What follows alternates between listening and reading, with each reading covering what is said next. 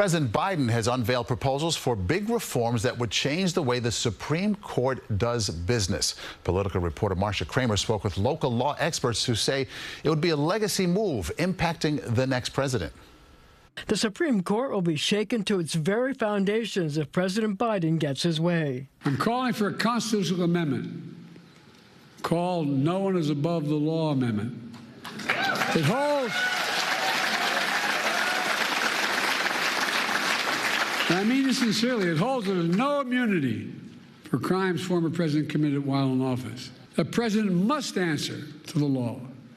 The president is accountable. Biden called for term limits for justices, 18 years and you're out, and a new code of ethics, which would require justices to disclose large financial gifts and recuse themselves from cases if they or their family members have a conflict.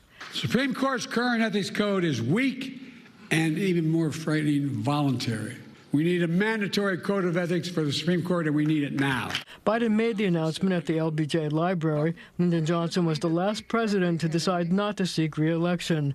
It came after the court, which has a 6-3 conservative majority, issued a series of landmark decisions that struck down Roe v. Wade and New York's concealed carry law, among others. I think having 18-year terms means that the court is less likely to be more and more out of touch with the circumstances that the law is being applied to. NYU law professor Richard Pildes was on the presidential commission that recommended the changes to the court. One of the things that I found very interesting in my service on the President's Commission on the Supreme Court was how broad the support is for shifting to fixed terms rather than life tenure for the court. Vice President Kamala Harris supports the measures.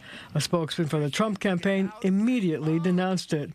It's all part of Kamala's scheme to pack the Supreme Court with far-left radical judges who will render decisions based on politics, not the law, said a Trump spokesman. Political strategist J.C. Polanco says the issue could help Harris get elected. She'll be able to galvanize young voters, independent voters, women, people who have benefited from affirmative action across the country, people who care about diversity.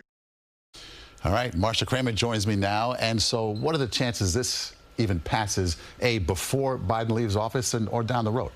Well, right now, it's slim and none, because, as you know, the House is controlled by the Republicans, and even though the Senate is controlled by Democrats, it's very narrowly divided. So it's more of a thing that could be a legacy issue, and if it does pass down the road, Biden will get credit for making these reforms possible. All right, what about term limits? Is Congress able to just pass term limits as happens in states? Well, you see, here's the thing. Actually, opinion is divided about whether it could be done by statute or require a constitutional amendment. When I spoke to NYU professor Richard Pildes, he said that if they did it by statute, somebody could challenge it in the Supreme Court. The Supreme Court could say, oh, no, you need a constitutional amendment, and then they'd have to do a constitutional amendment, which, as you know, requires a 2/3 majority of both houses of the legislature and 2/3 of the states. It's really hard to do. It's a lot. It's a lot. Marcia, thank you. Food for thought, at least.